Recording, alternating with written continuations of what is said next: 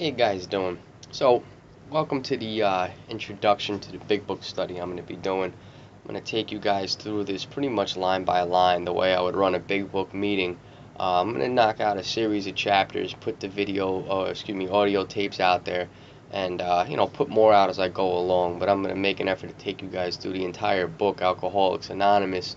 The reason behind this being is a lot of people have asked me to take them through the book that already have sponsors and they want a new experience with the book. The problem is, unfortunately, I just don't have time to do that because I'm taking a lot of newcomers through the book, and I feel bad. I always recommend these people to Joe and Charlie, which, aside from the arsenal of other members of different groups from Alcoholics Anonymous coming into the facility I was in teaching me the book, Joe and Charlie have had an absolutely profound impact on my experience with the big book. I always recommend people to that, but they still, ask me to do it. So I figure this is the best alternative because I can reach more people this way. It doesn't conflict with anybody's schedule so long as, you're able, to listen to these tapes. You'll be able to be brought through the book. I bring everyone through the book the same way. The primary objective of this is to reach people, and maybe help some people along the way. So with that being said, thank you for listening and thank you for showing interest in this. So we're going to start with the book Alcoholics Anonymous. And we're going to open to the first page. Not the title page that says Alcoholics Anonymous. We're going to open to the blank page. And my sponsor, in the very beginning, he had me open to this page. He said, "What's on it?" And I said, "Nothing." And he said, "That's what you know about alcoholism. That's what you know about staying sober." I was a little taken back by that, but he was right. I had been through enough facilities and attained enough self-knowledge of my condition that I thought I knew a significant amount about the disease of alcoholism as well as possible means of recovery. And I was definitely wrong, and page was blank. I had to, clear my mind, make my mind as best I could, just as blank as that page. And in the very beginning, he asked me what I was willing to do to stay sober, as to which I gave the general response, anything. He actually had me write anything on that blank page and sign it. And what does anything mean? In Alcoholics Anonymous, it's very simple. It is drastic, though. Anything means, being honest on a moral inventory in the fourth step, being honest in the fifth step, going out and potentially making amends to some people that I may not even like, that I may have resentment towards. And anything is definitely, extending the hand to the newcomer coming in the room and contributing to Alcoholics Anonymous, because let's be honest, there's sometimes the phone rings and I just don't feel like, being there for somebody. Selfishness definitely still exists in me at times, but anything means that, I'm willing to go to any lengths to stay sober. So that means putting my hand out to the newcomer and answering the phone. We're going to turn to the next page now, and it says Alcoholics Anonymous, and my sponsor had me right under there. They know how to stay sober. I don't. And that means take direction. I was 24 years old. I had various attempts at recovery before, and nothing I had ever tried worked for me. So, coming into Alcoholics Anonymous, I used to like to tell people what I had learned and sound good, and guess what? It just wasn't working for me. So it was finally time for me to take direction from Alcoholics Anonymous. So the next page says Alcoholics Anonymous, the story of how many thousands of men and women have recovered from alcoholism. And it was pointed out to me by my sponsor that that word recovered is past tense, and that I'm going to see that past tense word a lot going through this book. And, I believe I'm a recovered alcoholic. What does it mean to be a recovered alcoholic? What a recovered alcoholic means. Recovered just means restored to health. So what they tell me is that I have, a condition of mind and body, the disease of alcoholism. The mind is the mental obsession, that overwhelming mental compulsion to go pick up a drink or a drug that always kicks off the relapse, and it's an inevitable process that always happens because I'm powerless, coupled with the physical allergy, which is an abnormal reaction. Once I put a substance in my body, I simply cannot stop. Having been through the 12 steps of Alcoholics Anonymous and achieving a conscious contact with a higher power due to that process, I no longer have that obsession of mind, that thought that clouds out all other thoughts that will always bring me back to a drink or a drug. Therefore, there's no reason for for the allergy to be kicked off. I have recovered from alcoholism. Most people don't like saying the word recovered because it insinuates cured. No, cured means it's gone. I don't need to do anything about it. However, what happens, the allergy is still very much within me. So 10 years down the road, if I pick up a drink or a drug, I can guarantee you I will be right back where I left off, because this is a disease that is progressive and it's inside of me, and it's progressing as I get older. It does not go away. I'm recovered on a daily basis, contingent on my spiritual maintenance. What does my spiritual maintenance mean? That's how often I take inventory, how often I share inventory, how my prayer and meditation life is, and how often I'm helping a new person walking through the door in Alcoholics Anonymous or Alcoholics Anonymous as a whole. As long as I do those things, I will stay in a recovered state of mind. If I don't do those things, I will become blocked off as I once was, pre-steps, pre-inventory. Guarantee the obsession will come back. Thus I will pick up a drink or a drug. Thus the allergy is kicked off. Thus my restoration to health has gone away. Therefore I would no longer be recovered. So I hope that clears up the recovered versus cured. I don't view myself as recovering, because that insinuates a prolonged process. If I'm still recovering, I need to move a little bit faster to get to a recovered state. I don't always announce myself as a recovered alcoholic, because I feel that builds a gap between myself and a newcomer just walking in. Like, oh, I don't want to go talk to that guy, he's recovered. It can be slightly intimidating. So I just say, hey, I'm an alcoholic. I do very much so believe that I am recovered. My sponsor had me right here. The main purpose of this book is to find a higher power. That is simply it right there. That is the main purpose of this book and this big book study, is to find a higher power. Contained in this book are 12 miraculous steps through directions coupled with them to go through those steps to achieve that contact with a higher power that will bring you to a recovered state.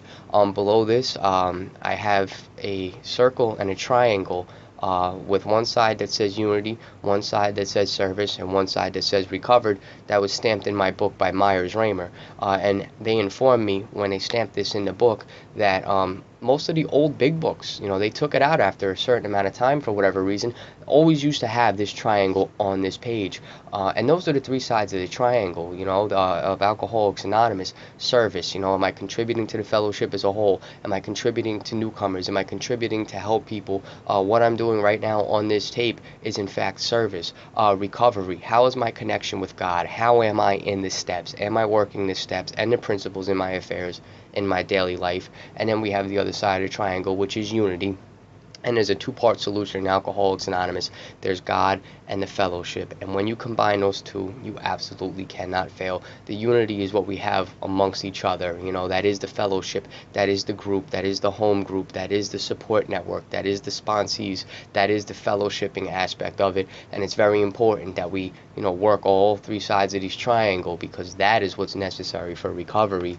And then we have the table of contents, and I always break this down to sponsees going through the book, because I notice a lot of people get a little antsy, let's just say going into chapter 2 there is a solution, like, hey, are we working on the steps yet? Now granted, I take people through the steps, varying in different ways. I take people through the steps very rapidly. I don't always break down the book line by line with people, because I hear a lot of people say, and these are people with time, I haven't gotten a sponsee through the 4th step. And these are people with time that don't have anybody sober. And it's like, well, hey, maybe it's taking you a little too long to read the book with them. So how about you just chop through the book, break down the steps to them, and take them through the steps, and then they can go to a big book meeting or listen to Joe and Charlie and learn the big book. We're not striving at self-knowledge here with the book. So I've literally sat down and qualified another alcoholic or addict, and what I mean by qualifying them is to see if they qualify for Alcoholics Anonymous. Third tradition aside, yes, the only requirement for membership is an honest desire to stop drinking. I'm talking about qualifying them if they're a real alcoholic. And if you qualify them as a real alcoholic by doing what? Heaps of your own experience to them that they can identify with, they've taken step 1, or they're well on the way to taking step 1. I've lost a lot of sponsees, unfortunately, trying to get them through the first 43 pages to understand powerlessness when they already have admitted step 1. And that's an unfortunate thing that I see a lot in the rooms, That window of opportunity that we get, that gift of desperation, is truly, truly a short-lived one. So I always break this down to let people know where we're at, what we're striving for. What we're going to do in this particular tape is going to be the history of Alcoholics Anonymous. That's the preface through the foreword to the 4th edition. The doctor's opinion to chapter 3, more about alcoholism, that's step 1. Chapter 4, We Agnostics, is step 2. Chapter 5, How It Works, is steps 3 and 4. Chapter 6, Into Action, is 5, 6, 7, 8, 9, 10, and 11. And Working with Others, Chapter 7, down to Chapter 11, A Vision for You, is Step 12. How to carry this message and how to practice these principles in our respective homes, occupations, and affairs. The reason I do this with newcomers is I let them know, like, once we get into the chapter Into Action, it's steps 5 through 11. Like, it's just a snowball effect after there. Step 1 is entirely important, because once you see your truth in step 1, the other steps are not hard to take at all. It's very important for us to see our truth as alcoholics and addicts. So now we're going to go to the preface on page XI, and this is going to be a long drawn out tape compared to the other ones I'm going to do, because this is the history of Alcoholics Anonymous, and it does have such important things in here that we need to know as a fellowship to keep alive and to know our roots, you know. So the preface, it says, this is the 4th edition of the book Alcoholics Anonymous. The first edition appeared in April 1939, and in the following 16 years, more than 300,000 copies went into circulation. The second edition, published in 1955, reached a total of more than 1,155,000 copies. The third edition, which came off press in 1976, achieved a circulation of approximately 19,550,000 in all formats. Because this book has become the basic text for our society and has helped such large numbers of alcoholic men and women to recovery, there exists strong sentiment against any radical changes being made in it. Therefore, the first portion of this volume, describing the AA recovery program, has been left largely untouched in the course of revisions made for the 2nd, 3rd, and 4th editions. The section called The Doctor's Opinion has been kept intact, just as it was originally written in 1939 by the late Dr. William D. Silkworth, our society's great medical benefactor. So in this book, it's a basic text for our society. When we go to Alcoholics Anonymous, we're going and we should be talking about the book, because that's what the directions are in. It flat out mentions the program of recovery in here, which are the 12 steps. And they're saying that it's been left completely untouched, or for the most part untouched, well, because it works. If it's not broke, don't fix it. And they also talk about Dr. Silkworth in there being a society's great medical benefactor. The reason for that is any type of movement needs backing of some sort, or else it falls flat on its face. And I use this guy as an example. And of course, as a fellowship, we have no opinion on outside issues, but I do use this guy as an example. I think many of us have seen that Pax Prentice gentleman from the Passages Malibu commercial, and he gets on TV, I used to be an addict, now I'm not. And everybody laughs at that. But I can guarantee you, if Oprah Winfrey or Dr. Phil were to get up there right after he says that and say, I knew this man before and I see how he is after, and he's doing miracles here, I can vouch for anything he says. Watch how fast we stop laughing, and watch how fast people start going to his facility. Now, although back in 1939, they weren't advanced scientifically as we are now, obviously. But back then, to get the blessing of a doctor who actually put his credentials on the line was a huge, huge step for Alcoholics Anonymous. I mean, here was a guy saying, I've seen these people come in broken and hopeless. I've seen them do this program of recovery, and I've seen the results. It's miraculous. They have something here that works. Now it's not just what could be looked on like a sham, or just some type of, bunch of drunks getting together talking about God. He gave AA backing. It says the second printing of the first edition added the appendix, Spiritual Experience. In the second edition, the appendices on AA tradition, the medical view and religious view of AA, the Lasker Award, and information on how to contact AA were added. And the appendix on the Alcoholic Foundation was discontinued, but the chief change was in the section of personal stories, which was expanded to reflect the fellowship's growth. Bill's story, Dr. Bob's nightmare, and one other personal history from the first edition were retained intact. 3 were edited, and one of these was retitled. New versions of two stories were written with new titles. 30 completely new stories were added, and the story section was divided into 3 parts under the same headings that are used now. So what they did was they added the appendix in the second printing called the Spiritual Experience, because people were under such an expectation, if you will, that they needed to have this sudden, spectacular white light experience, which usually is not the case in Alcoholics Anonymous and going through the steps. Does it happen? Yes.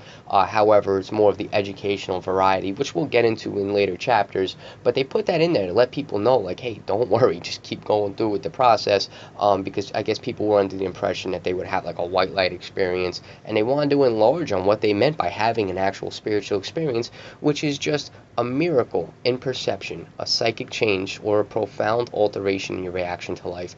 To really simplify that, it is just a change in your perception. My eyes are open. I no longer see how I used to see. And that comes through the 12 steps. I like to call it higher consciousness for our less religious members that talk about this God consciousness or, spiritual awakening. I just call it, mental evolution, higher consciousness.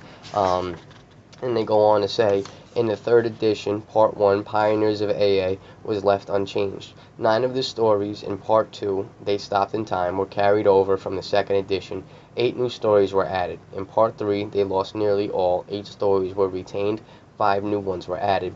The fourth edition includes the 12 concepts for world servers and revises the 3 sections of personal stories as follows. 1 new story has been added to Part 1, and 2 that originally appeared in Part 3 have been repositioned there. 6 stories have been deleted. 6 of the stories in Part 2 have been carried over. 11 new ones have been added and 11 taken out. Part 3 now includes 12 new stories. 8 were removed in addition to the 2 that were transferred to Part 1.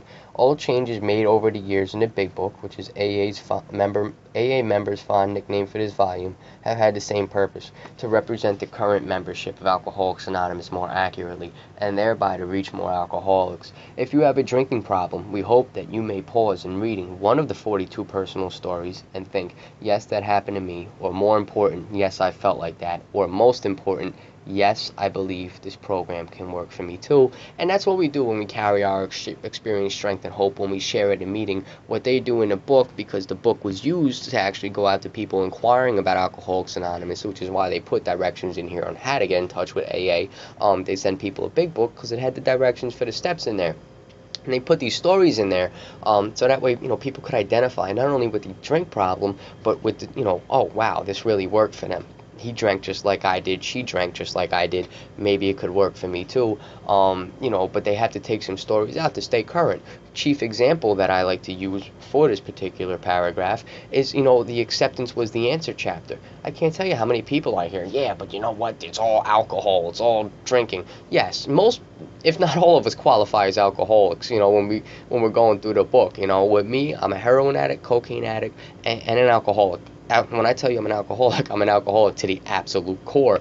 But when I read acceptance was the answer with people, the guy's slamming freaking morphine the whole time, you know what I mean? So, like, he's going in there and he's shooting it. So when people read that, they're a little bit relieved, like, yes, this guy had a drink problem and he had a drug problem, because we need to represent the current membership.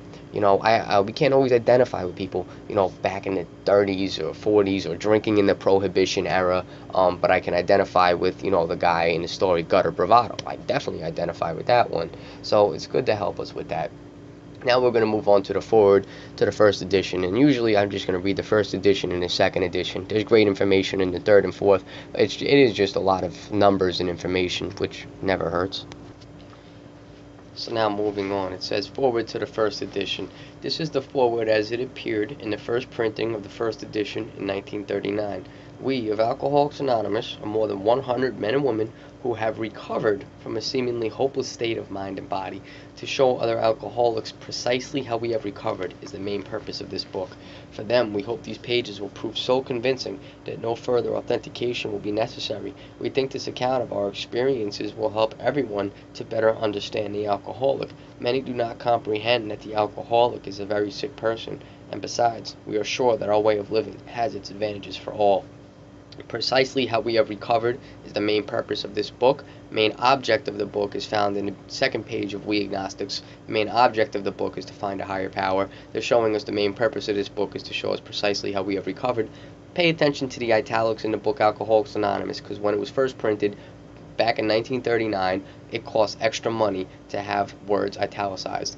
So obviously if they paid more money for it, they really want you to see it. It stands out. And they go to mention, they have certain chapters in here, to the employer, to the wives, the family afterward, because they want people to understand that alcoholics are very sick people. When this book was written, you won't see the word disease mentioned in this book. I believe it's only on page 64, and it's in reference to resentment, and it says spiritual disease, because at the time alcoholism was not diagnosed as a disease. case. It was just, hey, look, you got a moral problem or you're weak-willed, and families didn't know why they had to lock their once, cherished loved ones away in an asylum, and deem them with alcoholic insanity. So they want to let people know that the alcoholic is in fact a very sick person.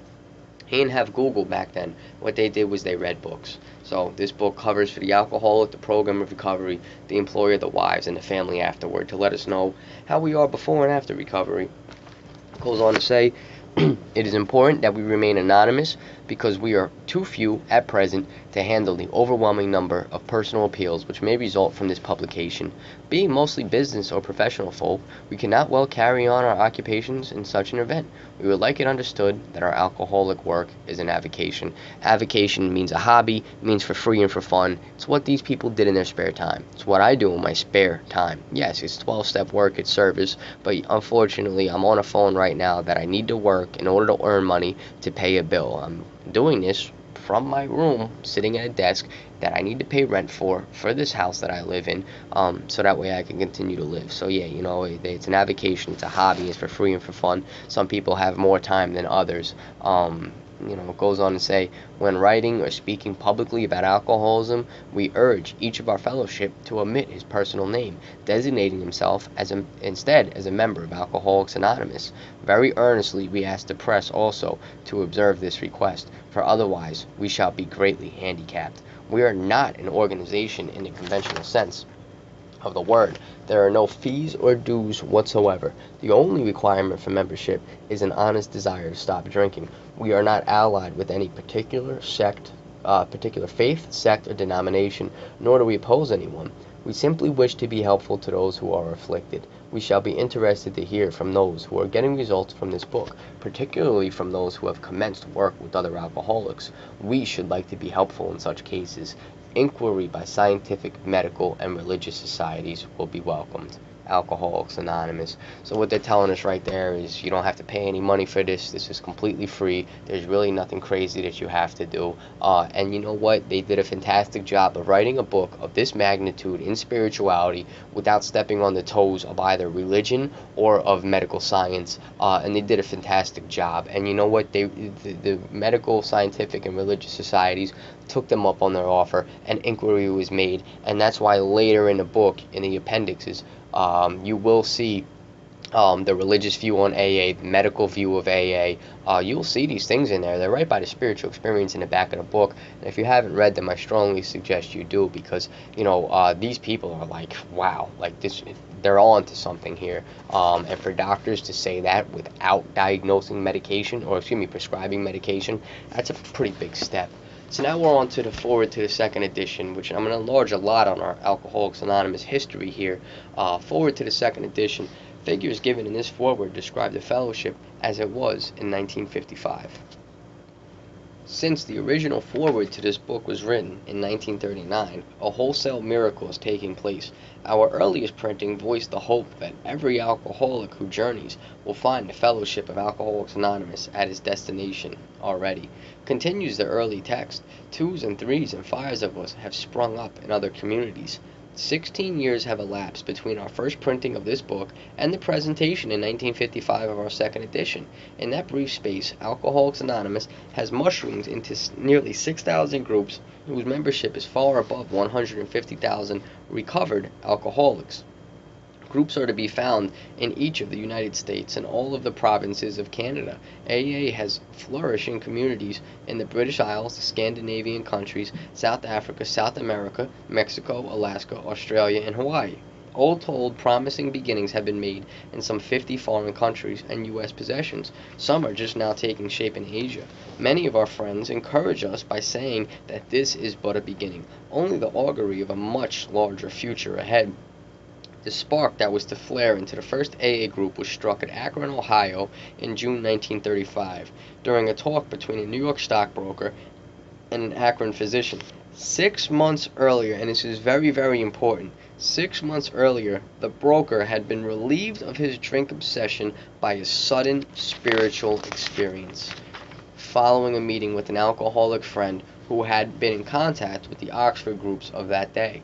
He had also been greatly helped by the late Dr. William D. Silkworth, a New York specialist in alcoholism who is now accounted no less than a medical saint by AA members, and whose story of the early days of our society appears in the next pages. From this doctor, the broker had learned the grave nature of alcoholism. Though he could not accept all the tenets of the Oxford groups, he was convinced of the need for moral inventory, confession of personality defects, restitution to those harmed, helpfulness to others, and the necessity of belief in and dependence upon God. So I'm going to break that down real quick. The broker being Bill Wilson, and the other doctor, physician rather, being Dr. Bob, the co-founder of Alcoholics Anonymous. Truly what had happened, and they're going to go a little bit into it, so I'm not going to go too far ahead, but what they're talking about right there was the broker Bill Wilson. How had he been relieved of his, alcoholic dilemma? Well, it was very simple. He had a spiritual experience. It didn't say by calling X amount of alcoholics a day. Yes, that helps. They didn't have meetings back then, so he wasn't making 90 and 90. Let me emphasize this. I have no issue with 90 meetings in 90 days. If you're new and we have the availability of meetings today on every corner, get your ass to a meeting every night if you can. Plug into the Fellowship of Alcoholics Anonymous. Set up chairs, make coffee, extend your hand, get your hand up, share, meet Alcoholics Anonymous, and participate in Alcoholics Anonymous. That is the unity aspect of that triangle. But what they're emphasizing here is before that was even existent, the true solution in Alcoholics Anonymous, which is God, through a spiritual experience. Who was this friend? He's talking about his friend Ebby Thatcher, who I may add now and enlarge on this a little bit later. Ebby Thatcher did not stay sober. Ebby Thatcher was Bill's friend. He used to drink with him. We'll see him appear later in Bill's story. Ebby Thatcher was to be committed for alcoholic insanity, and he was approached, and I'm probably going to butcher this guy's name because I'm horrible with it, but he's approached by two men in court, one of which being Roland Hazard. Roland Hazard was the certain American businessman that they talk about, and there is a solution. They're not talking about Bill Wilson when they say a certain American businessman went over and studied under a great doctor who happened to be Dr. Carl Jung for over a year, learned all the inner workings of his mind, left, found he couldn't stay sober, went back, said, "Doc, what's wrong with me?" He said, "Dude, you're an alcoholic. There's no hope for you. Only a spiritual experience," which I've been trying to have such a drastic revolutionary change in your mind, but I can't produce the desired effect. So Roland Hazard set out to find a spiritual experience. He came into contact with the Oxford group. They took him through the 6-step process at the time, which is noted on page 63. And this is also how fast they went through the steps back then. The story, he sold himself short on page 263. It says, "It was Dr. Bob's afternoon off. He had me to the office, and we spent 3 or 4 hours formally going through the 6-step program as it was at that time. The 6 steps were: 1. Complete deflation. 2. Dependence and guidance from a higher power. 3. Moral inventory. 4. Confession. 5. Restitution. 6. Continued work with other alcoholics." The Oxford group was not a group of alcoholics. They were actually run by this man. I believe his name was either Henry or Harry Buckman, and like I said, I might have messed that up a little bit. Excuse me, his name was actually Frank Buckman. And what this man was, from what I understand, from what the old timers have taught me, is that he ran an orphanage in Pennsylvania, I believe. And the people that were funding, the investors of this orphanage, pulled the funding, and the orphanage went under. This man, Frank, had such a resentment, and he ended up going overseas, and he ended up in the Oxford University, and upon attending a sermon on forgiveness, he went back to his dorm, and he wrote amends letters to all the people that he was resentful at, investors included, and through this amend process, and the writing of the letters, and I'm sure he did other specific things, he came onto this process, and he had an experience, and he was not an alcoholic or an addict, from what I understand. He went on this journey to go and to help other people and to give this away to other people. Didn't matter if you were an alcoholic or not. Our entire program is non-alcoholic. The first 2 steps came from doctors. The other 10 steps came from the Oxford group, which are based just on the first century teachings of Jesus Christ. Just the teachings, which is very, very spiritual in nature. It has a lot to do with forgiveness, and what he did was, he started this. The Oxford group ended up going under, from what I understand, because they tried to pre-World War II, convert Hitler. And when they were conversing with Heimlich Himmler to set up the appointment, because Dr. Buckman wanted to convert the entire world, and he figured why not start, go for Hitler. They had a lot of people on board with them back then. I'm talking actors, famous people, politicians. But when the American press got a hold of this communication, they deemed the Oxford Group Nazi sympathizers, and then everybody jumped ship. And somewhere along the way, what they called the drunk squad in the Oxford Group, which was the drunks that had recovered due to spiritual experience, said, you know what, why don't we branch out and we make our own little thing? And thus Alcoholics Anonymous was born. They made it very clear that Bill could not accept all the tenets of the Oxford Group, and as you'll see in Bill's story when we get to it, he was not a very religious man. He did not like religion when he was first getting sober, so he kind of simplified the 6 steps, turned them into 12, and enabled them to be more readily accessible for alcoholics. But along the way, this man Roland Hazard came into contact with the Oxford Group and had a spiritual experience and recovered from alcoholism. And he is one of the 2 men that showed up in court for Ebby Thatcher, persuading the judge to postpone the sentence. And they took Ebby Thatcher through this work. Ebby Thatcher, in turn, with only 60 days sober, met Bill Wilson in his kitchen and had a long talk with him, in which Bill eventually became open-minded. By Bill going into a hospital for, I believe, the course of his 3rd treatment, he went through the step process at the time, and he had a profound spiritual experience that recovered him. It completely expelled the obsession to drink. And then, that's pretty much what it comes down to. But Bill had to get broken first, and this is what I mean by qualifying alcoholics and bringing them through the first step, is Bill had to be completely broken. And of course, alcohol had more than a significant role to play in that. I always tell people, I didn't really do step 1. Step 1 did me. Heroin did step 1 for me. It completely annihilated me. But this Dr. Soapworth, came up with the opinion, which is now medical fact, and I'll get to this once we get to the doctor's opinion, that we have an abnormal reaction to alcohol. We can never safely drink normally. And he pretty much broke Bill down, and Bill was helped by this man because he gave him a lot of information that helped him come to the conclusion of step 1. So that's pretty much just a quick synopsis of where Alcoholics Anonymous came from. Many people think, Bill Wilson invented the 12 steps. Absolutely not. He inherited 6 steps from the Oxford Group, turned them into 12 to make them more readily accessible for alcohol, disregarded the things he felt that he couldn't carry over, and kept, just as we read, the things that he could accept. You know what I mean? Convinced of the need. Absolutely, and keep in mind that word convinced is a strong word. Convinced of the need for moral inventory, confession of personality defects, restitution to those harmed, helpfulness to others, and the necessity of belief in and dependence upon God. And he felt that was necessary, and that has become the basis of our 12 steps today. And Bill recovered, and it goes on to say, prior to his journey to Akron, the broker had worked hard with many alcoholics on the theory that only an alcoholic could help an alcoholic, but he had succeeded in only keeping sober himself. The broker had gone to Akron on a business venture, which had collapsed, leaving him greatly in fear that he might start drinking again. He suddenly realized that in order to save himself, he must carry this message to another alcoholic. That alcoholic turned out to be the Akron physician being Dr. Bob. Bill Wilson found that people get so turned off when they're like, I don't have I've literally had sponsees get very, very upset because nobody's getting sober. The question is, are you staying sober? And as long as they are, they're doing what they're supposed to do and carrying the message. Somebody will come along.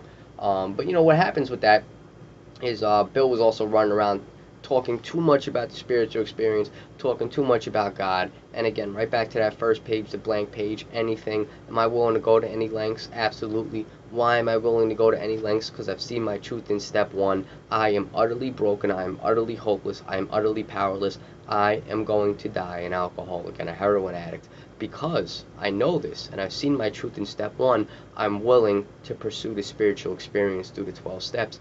Bill was just running around telling everyone about how great God is and how the spiritual experience is so good.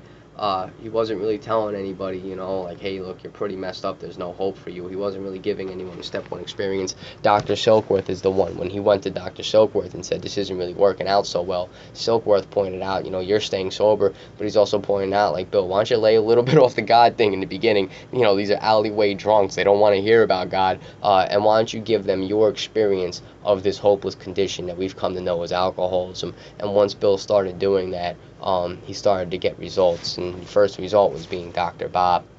So now it goes on to say, the physician had repeatedly tried spiritual means to resolve his alcoholic dilemma, but had failed. But when the broker gave him Dr. Silkworth's description of alcoholism and its hopelessness, the physician, Dr. Bob, began to pursue the spiritual remedy for his malady with a willingness he had never before been able to muster. He sobered never to drink again up to the moment of his death in 1950. This seemed to prove that one alcoholic could affect another as no non-alcoholic could. It also indicated that strenuous work with one alcoholic with another was vital to permanent recovery. So now what happened is, Dr. Bob had tried spiritual means before, as many of us had. These people coming into the room saying, I've tried AA before, I've began to go through the steps. Hell, some people have been through the steps and still gone back out. The fact of the matter is, Dr. Bob had tried spiritual means. It wasn't until Bill gave him a real, load of powerlessness from Dr. Silkworth and from Bill's personal experience that Dr. Bob was like, oh my God, I'm messed up. I'm done. I can't do this. As a result of that, it's made it very clear. The physician began to pursue the spiritual remedy for his malady with a willingness he had never before been able to muster. And that is a result of the above sentence, but when the broker gave him Dr. Silkworth's description of alcoholism and its hopelessness. So that's what we need to do when we sit down with these newcomers. We really need to give them a firm experience with step one from our experience. What happened back then, Bill Wilson went out there. He went out to Akron, Ohio on a business venture, and you'll see this when we get into the chapter Vision for You. He went out there for a business venture that collapsed. Not only did he go out there and he wasn't going to make money, but from what I understand it was resulting in a lawsuit. So now he wasn't only going to make money from a collapsed business venture, but now he's going to get sued and he's going to be under money. And he was in a hotel unable to pay his bill. And as we see in A Vision for You, he stood between a bar room that was looking real enticing for him and a telephone, and he prayed. And it says, the urge to drink was removed. He went to the telephone, dialed a few numbers on a directory, asking people if they knew any really bad alcoholics. Somebody eventually picked up the phone and said, I know this guy, Dr. Bob. He phoned over. Dr. Bob's wife wasn't none too happy. From what I understand, it was either Mother's Day or the day after Mother's Day, and Dr. Bob was sleeping, very hungover, under the kitchen table with a potted plant he had brought home for his wife for Mother's Day. So she was like, yeah, you think you can help my husband? Come on over. And Dr. Bob wanted nothing to do with this business. He said, I don't want to talk to anybody. From how I understand it, was he promised his wife 15 minutes, and I forget the exact time he went over there, but he went over there very early on in the day, and they talked way into the night. So what was supposed to be 15 minutes to get his wife off his back turned into hours upon hours of one alcoholic sharing his experience with another alcoholic, his drinking experience and his solution. And Dr. Bob, he bought into it.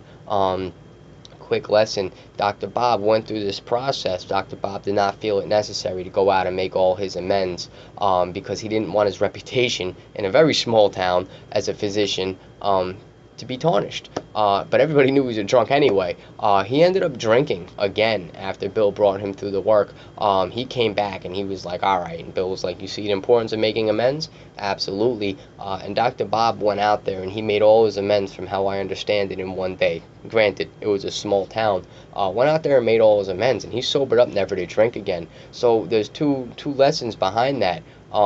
If you take somebody through the steps and they go back out, they should not be discouraged. If you've gone through the steps and you've gone back out, don't be discouraged. You know what I mean? There's a program of action in place, and sometimes we need a good ass kicking before we really begin to pursue this thing with a lot of willingness. And the other thing is, if you've taken somebody through the steps and they've gone back out, just know that Dr. Bob did it as well. And to continue on, don't be discouraged.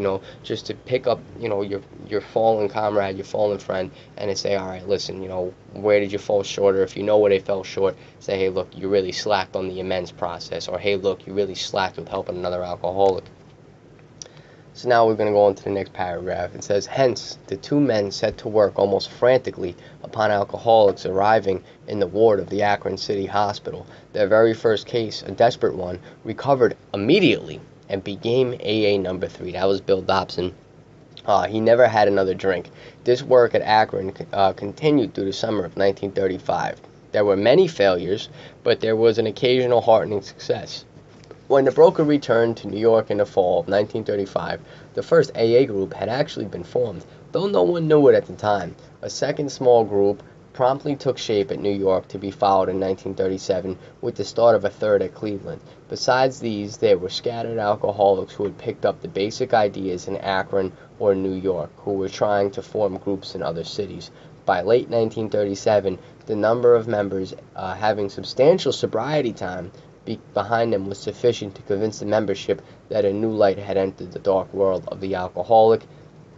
Keep in mind, now the basic ideas from the Akron group were begin to reach out to other members or other drunks that began to do it, and other groups started to form. So here, you got to keep this in mind. This movement, like many movements we see today, unfortunately, many that we see in this present time in 2016 are bad movements. I mean, you have fanatical ideologies coming up all over the world, and people are killing each other. And you can't stop those movements because you can't kill an idea. Idea and belief systems spread like wildfire. On the flip side, you have other ideas and ideologies and movements based around an idea that are just magical and that just help so many people. And here it is you have an idea, hope, faith, spreading the idea that we can recover, the idea of the 12 steps, the idea behind the 12 steps spreading, and people are picking up this idea and they're running with it, and groups are forming.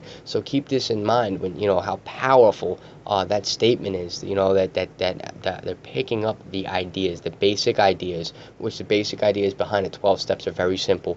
Forgiveness, forgiveness of yourself, forgiveness with others, love and compassion through service for others, getting those defects out into the open to another person to be free of your own guilt, thus forgiving yourself in the process. So that's the ideas, and it really is the ideas of first century teachings from a master that was very, very wise. And when they talk about substantial sobriety time behind them was sufficient to convince the membership that a new light had entered the dark world of the alcoholic. 1935, these guys were recovering. 1937, substantial sobriety time. That shows you what kind of drunks these guys were, how they couldn't stay sober, and it shows you how important 2 years was for these guys. They're viewing 2 years as substantial sobriety time. So if you're in the rooms of Alcoholics Anonymous, please don't say, oh, I only have 60 days. You don't only have 60 days. You have 60 days. That is a beautiful, miraculous thing that many people, unfortunately, are 6 feet under and aren't privileged to experience. So, everyone, oh, I got 20 years. Get out of here. Any amount of time, any amount of substantial sobriety time is beautiful, and that can be 60 days to 2 years, and that's what they looked at. You having 90 days, having an experience with the 12 steps, you are the light in the dark world of the alcoholic, or in this day and age in 2016, the heroin addict. And keep your head up and keep that in mind. You are the light in this dark world, and that's beyond blessing. I can't even put it into words. Now to move on, it goes on to say it was now time the struggling groups thought to place their message and unique experience before the world. This determination bore fruit in the spring of 1939 by the publication of this volume. The membership had then reached about 100 men and women. The fledgling society, which had been nameless, now began to be called Alcoholics Anonymous, from the title of its own book. The flying blind period ended, and AA entered a new phase of its pioneering time. With the appearance of the new book, a great deal began to happen. Dr. Harry Emerson Fosdick, the noted clergyman reviewed it with approval in the fall of 1939. Fulton Alsler, then editor of Liberty, printed a piece in his magazine called Alcoholics and God.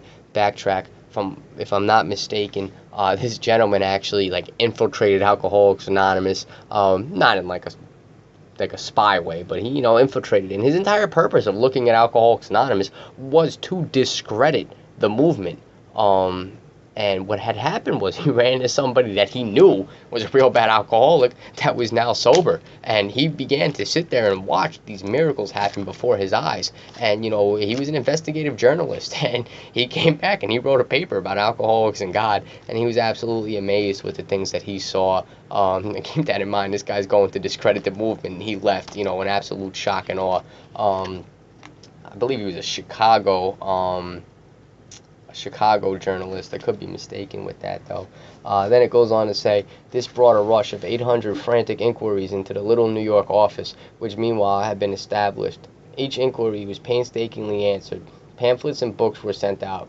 Businessmen traveling out of existing groups were referred to these prospective newcomers. New groups started up, and it was found, to the astonishment of everyone, that AA's message could be transmitted in the mail as well as by word of mouth.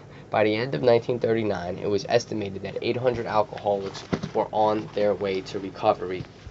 It's hard for me to help as many people as I help. It's hard for a lot of us to help as many people as we can help. I can only imagine how back then, without just saying, hey, yeah, here's the meeting list, just go to a meeting tonight. Somebody calls you, I need help. Go to a local meeting. These are 100 men and women that are recovered from alcoholism, and you can only imagine how overwhelmed they got with the phone calls of family members and loved ones and alcoholics themselves calling in for help. I mean, these guys must have been overwhelmed, and thus they said, hey, let's write a book and send that book out to people. When they had businessmen traveling, of course they wanted to work their 12-step. When I travel, I go to a meeting. These men traveled. They didn't have a meeting to go to. They had an alcoholic who they were designated to go find and help. In the spring of 1940, John D. Rockefeller Jr. gave a dinner for many of his friends, to which he invited AA members to tell their stories. News of this got on the world wires. Inquiries poured in again, and many people went to the bookstores to get the book Alcoholics Anonymous. By March 1941, the membership had shot up to 2,000. Then Jack Alexander wrote a feature article in the Saturday Evening Post and placed such a compelling picture of AA before the general public that alcoholics in need of really help deluged us. By the close of 1941, AA numbered 8,000 members. The mushrooming process was in full swing. AA had become a national institution. 100 people in 1939 when the book was written. 2 years later, in 1941, 8,000 members. And we read in the earlier foreword about how quickly it mushroomed across the world. You absolutely cannot look at these statistics. They're giving us statistics here and tell me that this program doesn't work. You cannot do that. You can walk into a meeting and see a bunch of cranky old drunks in there and tell me AA doesn't work, but that's one meeting. You can't simply look at all these numbers and these factual statistics and tell me that AA doesn't work. When they went to John Rockefeller Jr., they were actually looking for money because they were in a hole. They were in a lot of debt. They were in a real hole financially with money to publish this book. And what had happened was they got in touch with somebody that, one of the workers for Rockefeller, and he arranged this, and they were so hyped that they were going to get money and financing for it. And at the end of the dinner, at the end of them telling their stories, they actually said, thank you, but we feel that if we were to give money to this movement, it would water it down. You guys are good with what you're doing. I can't say Bill was too happy about that. He's probably pretty pissed. But what they saw, like, look, you can't let money ruin this. Money has ruined so many things. You can't let money ruin this. Keep it the way it is. And you know what? God provided for this book to be published. Is when I tell you, even the publisher of this book actually had the rights to this book if they didn't pay him the money that they owed him. So we actually almost lost the book itself. So what it goes on to say, our society then entered a fearsome and exciting adolescent period. The test it faced was this: could these large numbers of erstwhile erratic alcoholics, and what they mean by that is if you've ever been to a business meeting, you know what I'm talking about, successfully meet and work together? Would there be quarrels over membership, leadership, and money? Would there be strivings for power and prestige? Would there be schisms which would split AA apart? Soon, AA was beset by these very problems on every side and in every group. But out of this frightening and at first disrupting experience, the conviction grew that AAs had to hang together or die separately. We had to unify our fellowship or pass off the scene. So pretty much we found out that you either hang together or you hang separately. Then it goes on to say, as we discovered the principles by which the individual alcoholic could live, we had to evolve principles by which the AA groups and AA as a whole could survive and function effectively. It was thought that no alcoholic man or woman could be excluded from our society, that our leaders might serve but never govern, that each group was to be autonomous, and there was to be no professional class of therapy.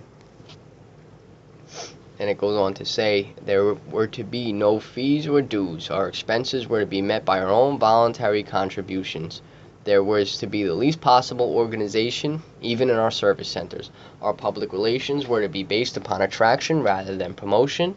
It was decided that all members ought to be anonymous at the level of press, radio, TV, and films, and in no circumstances should we give endorsements, make alliances, or enter public controversies. This was the substance of AA's 12 traditions, which are stated in full on page 561 of this book. Now, although we can go to meetings and look at the shades, we see the steps. The steps are short form when they're on the shade. The steps in long form are the book Alcoholics Anonymous. That's the steps in long form. You want to read step 1 in long form? Read the first 43 pages of the book Alcoholics Anonymous. That's step 1 in long form. And you look at the traditions in long form on page 561, they actually say a lot more than what they actually say on the shade. How my tradition sponsor took me through the traditions, he used a questionnaire inventory form, if you will, from the AA Grapevine, and it has a lot of serious questions in there. Do I judge other members on what they share? Do I condemn people? Do I look down on the newcomer? Things of that nature, and that's how I was brought through, a significant amount of the traditions. And what it really breaks down the traditions in 561 in long form that say certain other things that they're not going to say in short form, just like the steps in short form on the shade aren't going to say that. And there's a lot more information to it contained in the book. Now it goes on to say, though none of these principles had the force of rules or laws, they had become so widely accepted by 1950 that they were confirmed by our first international conference held at Cleveland. Today, the remarkable unity of AA is one of the greatest assets that our society has. While the internal difficulties of our adolescent period were being ironed out, public acceptance of AA grew by leaps and bounds. For this, there were two principal reasons: the large numbers of recoveries and reunited homes. These made their impressions everywhere. Of alcoholics who came to AA and really tried, 50% got sober at once and remained that way, 25% sobered up after some relapses, and among the remainder, those who stayed on with AA showed improvement. Other thousands came to a few AA meetings and at first decided they didn't want the program, but great numbers of these, about 2 out of 3, began to return as time passed. Very important qualification there. I used to put myself in the 25% category because I had relapsed so many times, but the fact of the matter is I was never truly sober because I never came to AA and really tried. What do they mean when they say came to AA and really tried? They mean do the 12 steps of Alcoholics Anonymous. I had never done that, so therefore I had never truly gotten sober, so therefore I had never relapsed. I had picked up again, and yes, I had quote-unquote relapsed in medical standards, but I was not in a 25% margin. I had never given the steps a fair try. Very few people actually do. Goes on to say 25% sobered up after some relapses, and what that means is they came back and they really tried. And it says among the remainder, those who stayed on showed improvement. And yes, although I've seen some people that haven't stayed sober, they actually live differently. They usually end up coming back in because they bottom out again, but they live differently. They've changed in a certain way. They're not as much of a dick as they used to be.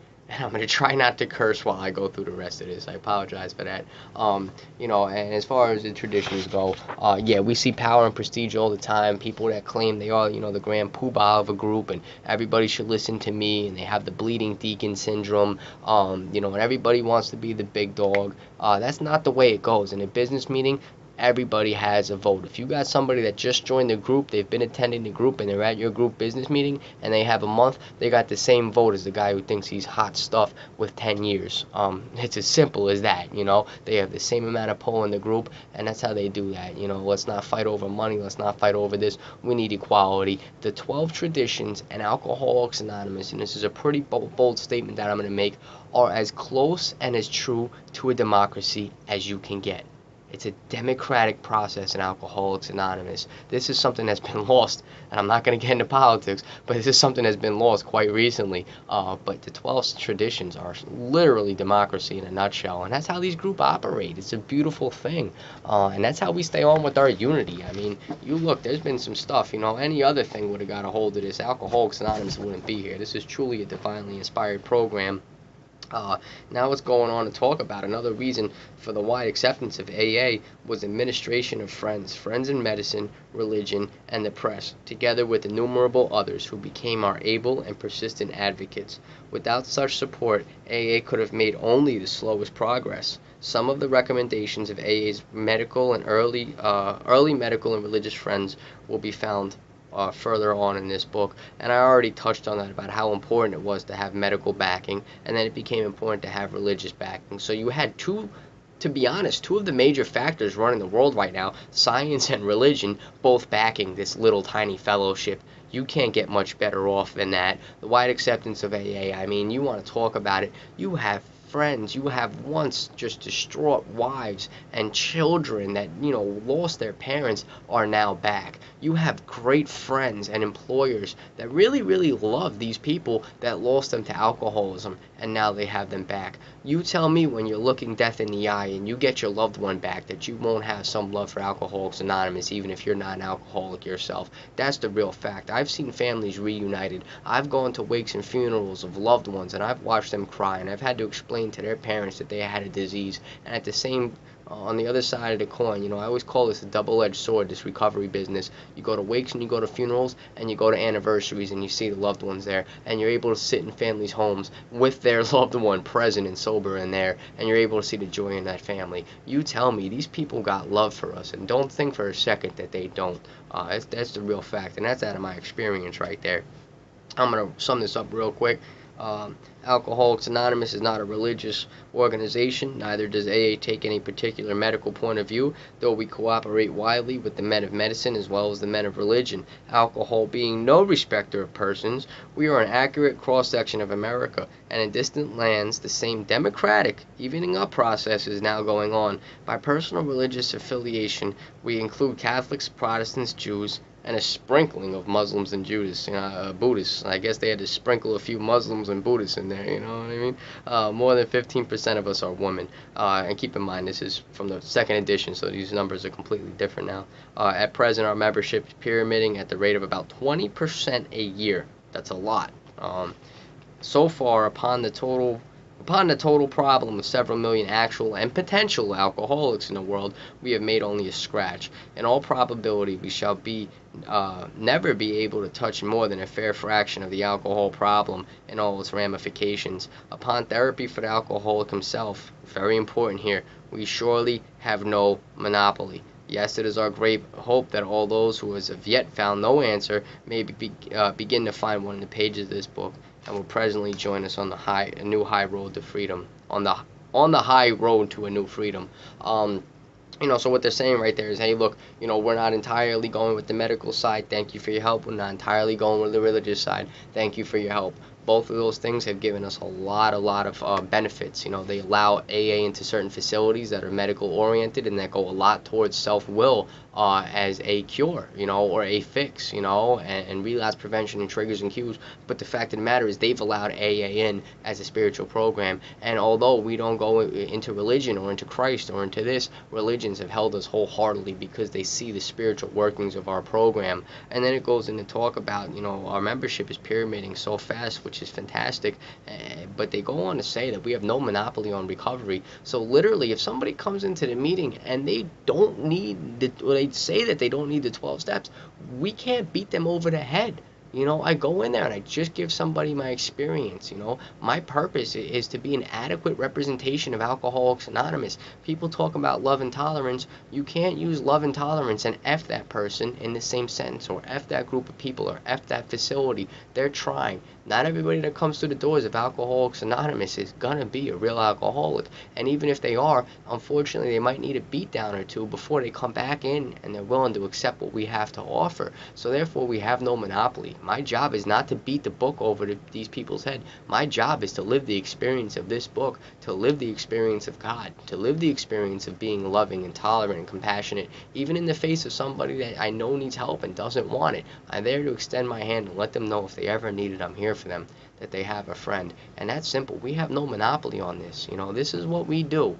Not everybody needs this. You know, we turn a lot of people away by like chasing them. You know, I'm not knocking on anybody's door. Hey, come to Alcoholics Anonymous. If you want us, we're here. You know, now we're gonna move on to the doctor's opinion. Believe me when I tell you, you guys know I could talk. That was a brief history of AA. I love you very much. Thank you very much.